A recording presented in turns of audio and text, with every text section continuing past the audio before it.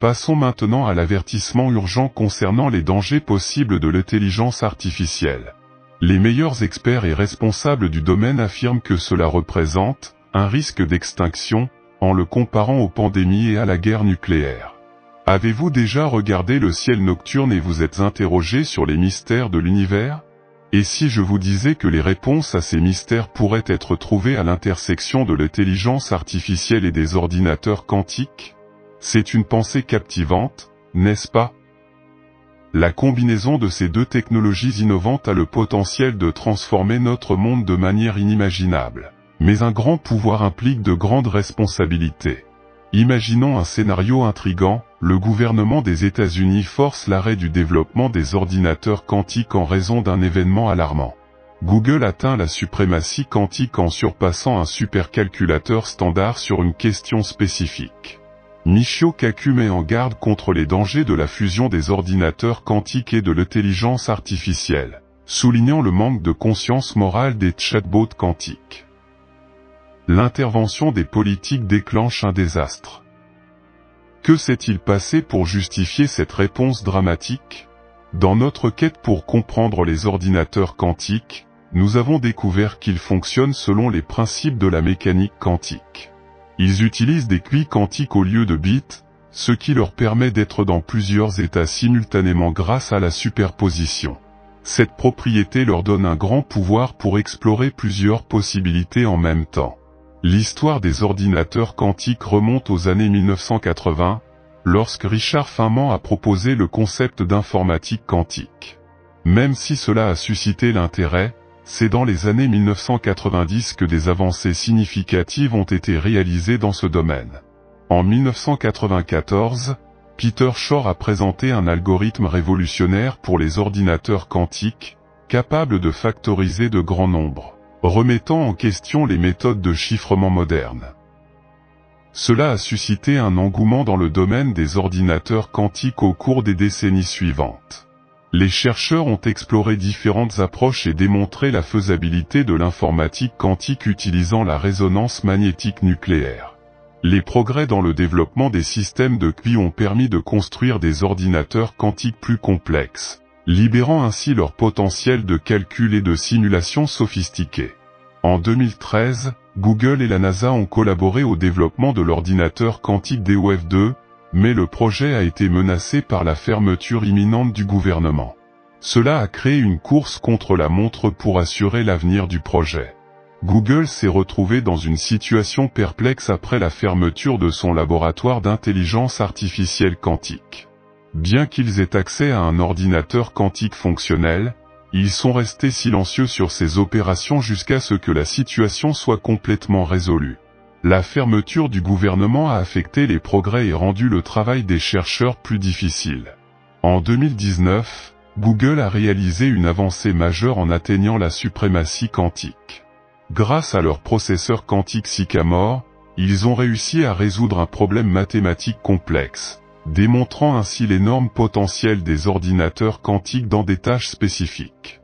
Cette réussite a incité d'autres grandes entreprises technologiques, telles qu'IBM et Microsoft, à intensifier leurs efforts dans le développement d'ordinateurs quantiques, suscitant ainsi une concurrence pour des systèmes plus puissants et plus fiables. Les chercheurs ont été confrontés au défi de la décohérence, qui provoque des erreurs dans les systèmes quantiques dues à des perturbations environnementales. Ils ont développé des codes de correction d'erreurs et des techniques de tolérance aux pannes.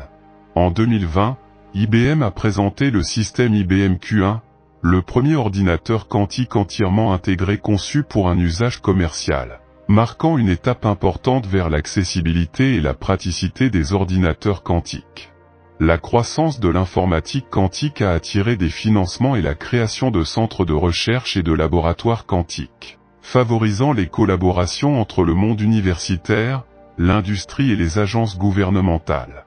Les progrès de l'informatique quantique soulèvent des questions sur l'existence de la vie extraterrestre et sur le paradoxe de Fermi. La conjecture de Tipley suggère l'utilisation des trous noirs comme ordinateurs quantiques par les civilisations avancées. La possibilité d'une autodestruction des civilisations avant d'atteindre le voyage interstellaire est également envisagée. La recherche de l'intelligence extraterrestre ne se limite pas aux seuls signaux radio, et il est important d'explorer d'autres possibilités pour augmenter nos chances de succès. Une étude intéressante de Jihad Vali et Zaza Osmanov propose l'utilisation de l'informatique quantique à grande échelle comme signature technologique. Les trous noirs pourraient être utilisés comme sources informatiques par des civilisations extraterrestres, créant artificiellement des trous noirs microscopiques. Ces trous noirs émettraient des rayonnements intenses, notamment des rayonnements Hawking, qui pourraient servir de signe de la présence de civilisations avancées. Le rayonnement serait composé de particules subatomiques, telles que des neutrinos de haute énergie, qui transporteraient des informations difficiles à filtrer ou à obstruer. Ces neutrinos pourraient provenir à la fois du rayonnement Hawking des micro-trous noirs et des usines de collision de particules utilisées pour les créer. L'utilisation de l'observatoire IceCube en Antarctique est proposée pour détecter ces signatures technologiques en capturant des traces de neutrinos de haute énergie. Cela pourrait indiquer la présence de civilisations extraterrestres avancées. L'absence de détection de ces signatures technologiques soulève la possibilité que les civilisations avancées aient dépassé les communications radio et l'informatique numérique, en utilisant les trous noirs comme ordinateurs quantiques. Michio Kaku, un éminent physicien théoricien, souligne dans son livre « Quantum Supremacy » comment l'informatique quantique peut améliorer la précision des systèmes d'intelligence artificielle. Cependant, il souligne également des préoccupations concernant son contrôle, tels que les deepfakes, la désinformation et les biais dans les modèles d'IA. Les scientifiques sont confrontés à des défis dans la création d'ordinateurs quantiques fonctionnels, avec deux approches principales. L'informatique quantique basée sur des portes et l'informatique quantique adiabatique. Dans l'informatique quantique basée sur des portes, des qubits individuels sont manipulés pour effectuer des calculs. Les scientifiques développent de nouveaux qubits stables, tels que des circuits supraconducteurs et des ions piégés, et étudient également des techniques de réduction et de correction d'erreurs. L'informatique quantique adiabatique fait évoluer progressivement un système quantique vers un état final qui représente la solution à un problème.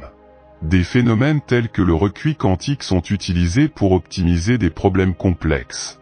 Divers matériaux et dispositifs spécialisés sont à l'étude pour améliorer les performances et l'évolutivité des ordinateurs quantiques adiabatiques. Cependant, le chemin vers les ordinateurs quantiques comporte de nombreux défis. Les systèmes quantiques sont extrêmement sensibles à leur environnement, ce qui peut provoquer des erreurs et des perturbations. Trouver des moyens de maintenir la cohérence quantique nécessaire à l'informatique est crucial. De plus, les ordinateurs quantiques nécessitent des environnements hautement contrôlés et isolés, avec des températures ultra basses, ce qui ajoute de la complexité en termes d'ingénierie. Les techniques de correction d'erreurs et la collaboration entre différentes entités sont essentielles pour surmonter ces obstacles. Les ordinateurs quantiques ont un énorme potentiel malgré les défis. Ils peuvent révolutionner l'exploration spatiale et la recherche de vie extraterrestre. Grâce à leur capacité de simulation efficace, ils peuvent améliorer notre compréhension des galaxies, des trous noirs et de l'origine des étoiles.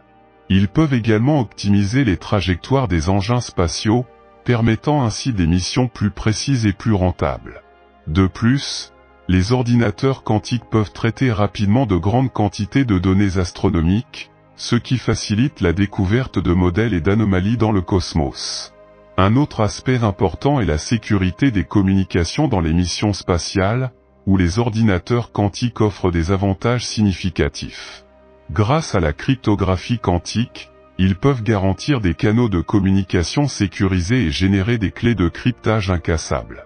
Cela renforce la communication entre les engins spatiaux, les satellites et les stations au sol, en les protégeant contre d'éventuelles cyberattaques. De plus, les ordinateurs quantiques peuvent jouer un rôle crucial dans la recherche de vie extraterrestre. En analysant simultanément de grands volumes de données, ils peuvent aider à identifier d'éventuels modèles ou signaux d'intelligence extraterrestre. Cela augmente nos chances de détecter et potentiellement de communiquer avec des civilisations extraterrestres, si elles existent. L'ère des ordinateurs quantiques ouvre de nouvelles possibilités passionnantes dans notre quête de connaissances et d'exploration spatiale. Les ordinateurs quantiques ont également un impact considérable qui va au-delà de l'exploration spatiale. Dans des domaines tels que la découverte de médicaments, la science des matériaux, la finance et la modélisation climatique, ces machines puissantes peuvent révolutionner notre approche des problèmes complexes. En simulant des systèmes climatiques complexes, ils fournissent des informations approfondies sur la dynamique climatique, ce qui se traduit par des prévisions météorologiques, des projections climatiques et des évaluations des risques environnementaux plus précises. Cela facilite l'élaboration de stratégies efficaces pour lutter contre le changement climatique et protéger notre planète pour les générations futures. Cependant, il est important de répondre aux préoccupations liées à la sécurité et à l'éthique. L'espace a toujours fasciné les gens lorsqu'ils observent le ciel. Les scientifiques et les philosophes se sont interrogés sur les questions les plus profondes de la vie. Que serait-ce d'aller dans des galaxies lointaines et, plus important encore, quel genre de vie pourrait y exister? L'espace n'est que l'espace, sa taille est absurde.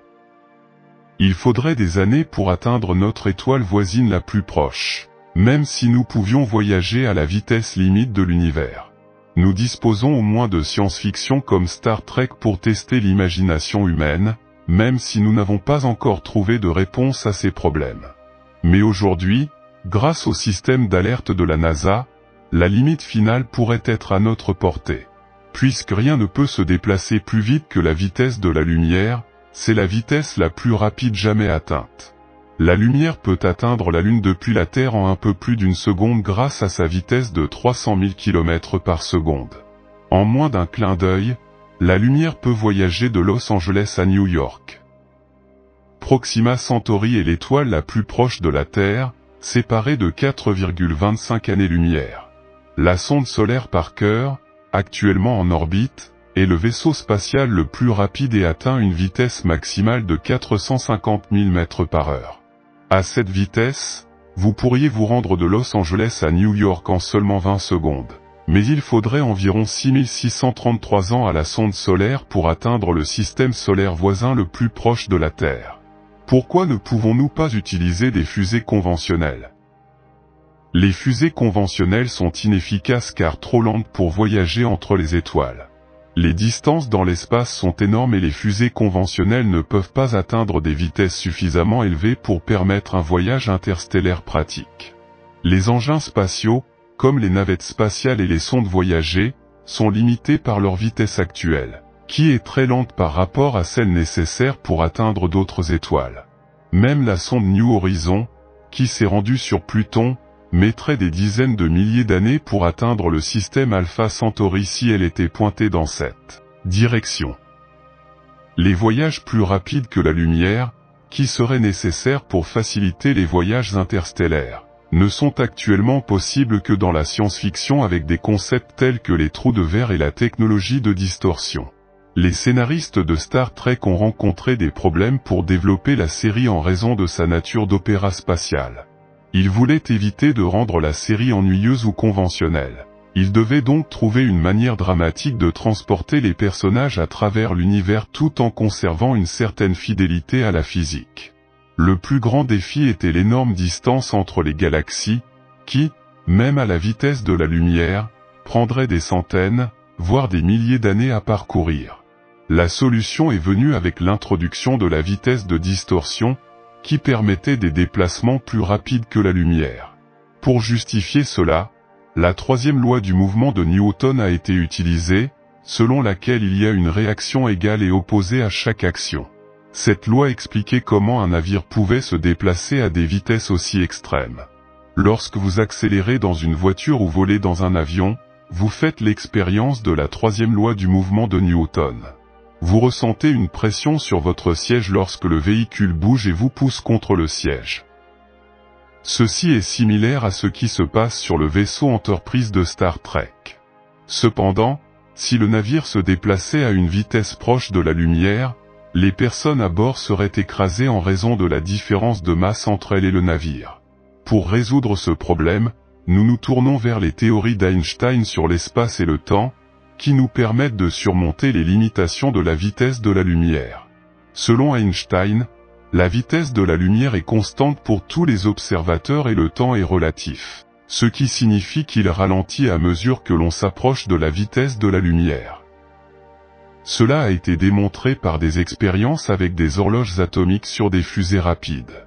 Pour l'équipage de l'Enterprise, le temps s'écoulerait plus lentement, ce qui leur permettrait de parcourir des distances cosmiques dans un laps de temps raisonnable. Cependant, ils sont toujours confrontés au défi de rester en phase avec le temps de la Fédération pour gérer une civilisation interplanétaire. Le vaisseau doit voyager plus vite que la lumière pour être efficace dans ses voyages spatiaux. Selon la théorie de la relativité restreinte d'Einstein, voyager plus vite que la lumière n'est pas possible. Cependant, la théorie de la relativité générale nous offre une perspective différente. Dans cette théorie, l'espace et le temps peuvent être influencés par la gravité et déformés. Si nous pouvions contrôler l'espace-temps et créer une courbure, nous pourrions éviter de devoir voyager à la vitesse de la lumière. L'Enterprise dans Star Trek utilise un moteur de distorsion qui génère une bulle de distorsion autour du vaisseau. Cela permet au vaisseau de se déplacer localement à des vitesses modestes tout en déformant l'espace-temps, maintenant ainsi la synchronisation entre son point de départ et sa destination. Bien que dans notre réalité actuelle, nous ne puissions pas courber l'espace et le temps, dans le monde fictif de Star Trek, cette technologie est possible grâce à l'utilisation d'un composé appelé dilithium et d'un moteur de courbure. Le navire et son équipage sont protégés par cette bulle de courbure lorsqu'ils naviguent dans l'espace. En 1994, le physicien Miguel Alcubierre a proposé l'idée de compresser l'espace-temps devant un vaisseau spatial et de l'étendre derrière lui, ce qui permettrait de voyager à des vitesses supérieures à la lumière sans violer les règles de la relativité. Cependant, cette théorie présente une limite importante, elle nécessite une énergie ou une masse négative. La masse négative est hypothétique et n'a pas été observée, la seule option serait donc l'énergie négative. Pour qu'un entraînement de distorsion fonctionne, une quantité massive d'énergie négative serait nécessaire. Alcubierre a estimé qu'il faudrait la masse de l'ensemble de l'univers observable pour créer une bulle de 100 mètres à l'aide de son moteur de distorsion. Par la suite, le scientifique Chris Van den Broek a démontré en 1999 qu'il était possible de réduire considérablement les besoins énergétiques en augmentant le volume à l'intérieur de la bulle tout en maintenant une surface constante, mais cela serait encore bien plus que ce que notre technologie actuelle permet. Dans des recherches récentes, des méthodes ont été proposées pour rapprocher les moteurs de distorsion de la réalité dans un environnement futuriste. De plus, l'ingénieur de la NASA, David Burns, a développé une conception pour un moteur qui, selon lui, pourrait atteindre des vitesses allant jusqu'à 99% de la vitesse de la lumière sans utiliser de carburant. Burns utilise une expérience de pensée avec une boîte, un poids et des ressorts pour démontrer son idée. Bien qu'il existe des limites dues au principe de conservation de l'impulsion et à la relativité restreinte, il existe une possibilité d'obtenir une impulsion en utilisant des ions au lieu d'un poids en mouvement. Ces progrès démontrent le potentiel de l'ingéniosité humaine pour surmonter des obstacles apparemment insurmontables à l'avenir. Le moteur hélicoïdal Burns est une conception élargie en forme de ressort qui accélère les ions dans une boucle pour produire une poussée. Bien que l'idée soit impressionnante, elle présente d'importants défis pratiques. La conception hélicoïdale nécessiterait une taille considérable de 656 pieds de long et 40 pieds de diamètre, et une grande quantité d'énergie serait nécessaire pour obtenir une poussée significative. Bien que le processus soit inefficace, dans le vide de l'espace, il pourrait fonctionner si suffisamment de temps et d'énergie étaient disponibles. Bien que tout le monde ne partage pas la vision de Burns, de nombreuses personnes sont intéressées à voyager vers d'autres étoiles. Bien qu'il puisse être difficile d'atteindre cet objectif, ignorer toutes les options garantit que cela sera impossible. Comme le dit le proverbe, 100% des tirs non tentés sont manqués. Le moteur hélicoïdal de David Burns constitue une avancée majeure dans l'exploration spatiale. Bien qu'il soit principalement théorique et confronté à des défis pratiques, il pourrait s'avérer crucial pour percer les secrets de l'univers et ouvrir de nouvelles possibilités d'exploration. Même si nous ne disposons pas actuellement de plans détaillés pour construire un moteur fonctionnel, l'avenir reste prometteur. la créativité et la persévérance nous permettront de continuer à repousser les limites du vol spatial et de découvrir de nouvelles frontières. Les humains ont un lien profond avec le passé, c'est pourquoi l'histoire est très importante pour nous. En conséquence, les scientifiques consacrent beaucoup de temps et de ressources à découvrir ce qui s'est passé dans le passé et comment les événements passés façonnent nos réalités. Parfois, cependant, ce qu'ils découvrent sur le passé est choquant, surtout lorsqu'ils découvrent des parties du passé qui leur sont inconnues et ne peuvent être comprises. Certains de ces cas constituent d'énormes morceaux de l'histoire de l'univers qui ne peuvent être expliqués par aucune méthode moderne. Il est intéressant de noter que la Terre elle-même est absente dans certaines parties de son histoire et c'est l'un des mystères les plus profonds que nous connaissions. C'est comme si votre professeur de lycée effaçait le tableau et perdait définitivement toutes les informations, elles ne seraient jamais récupérées. C'est ce qu'on appelle la grande discordance. En utilisant les indices de la grande discordance, les scientifiques tentent désormais de percer les mystères des énormes pièces manquantes de l'univers.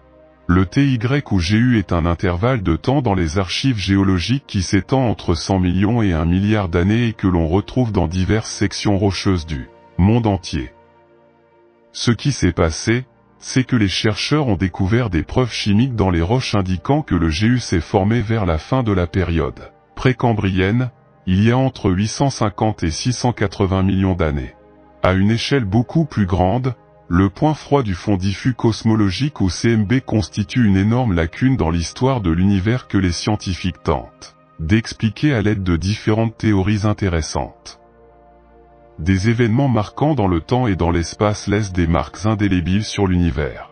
Le Big Bang, l'événement cataclysmique qui a donné naissance à notre univers il y a 14 milliards d'années, a sans aucun doute laissé sa marque sur tout ce que nous voyons aujourd'hui.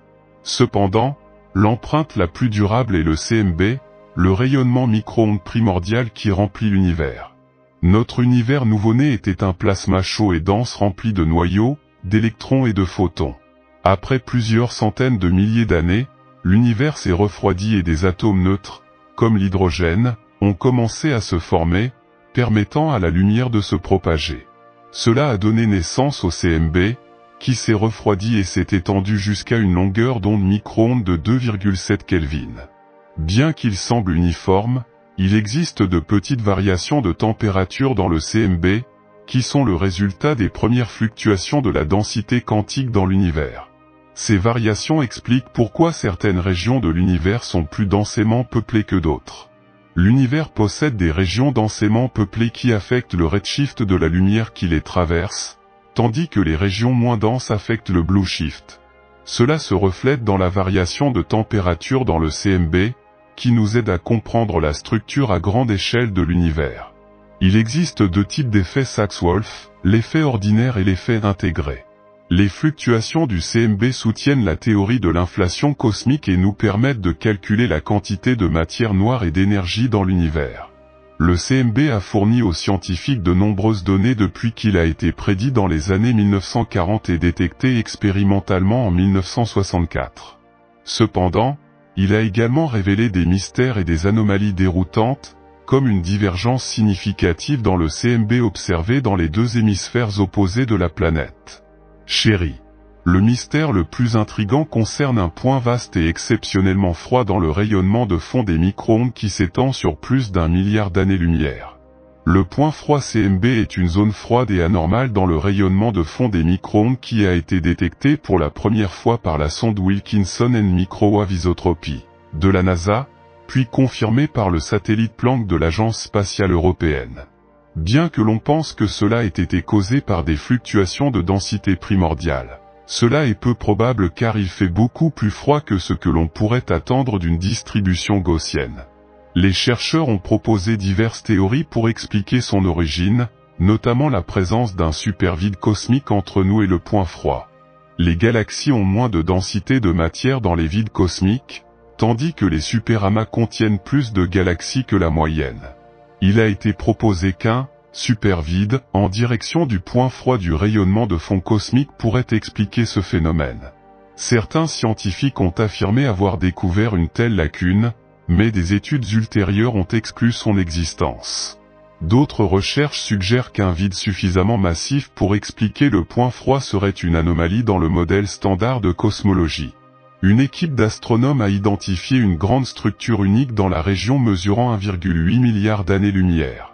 Un super vide relativement proche a été découvert à l'aide d'observations optiques et infrarouges, ce qui pourrait expliquer le point froid du rayonnement de fond cosmique. Les supervides et superamas ont un impact sur les photons CMB. Les photons passant par un superamas sont chauffés et les photons passant par un supervide sont refroidis. Il a été constaté que même ce grand supervide n'explique pas entièrement la chute de température du point froid du CMB. Une étude a utilisé des données spectroscopiques pour étudier le redshift des galaxies dans la ligne de mire du point froid. Les chercheurs ont effectué une mesure de contrôle et ont trouvé 3 vides et peut-être un 4e, mais ceci n'était pas suffisamment grand pour expliquer le point froid. Ils ont conclu que le point froid était très probablement causé par des fluctuations de densité primordiale plutôt que par des vides. Il a été proposé que le mouvement inhabituel des galaxies dans la région pourrait être responsable du point froid, et une étude a révélé que 19 galaxies naines manquaient de matière noire, suggérant que leur manque de matière noire n'était pas causé par des interactions avec d'autres galaxies. Les galaxies naines peuvent affecter d'autres études basées sur la matière noire, et nous étudierons si cela s'applique également au point froid du CMB. Différentes théories ont été proposées pour expliquer cette tâche, mais davantage d'observations sont nécessaires pour les valider.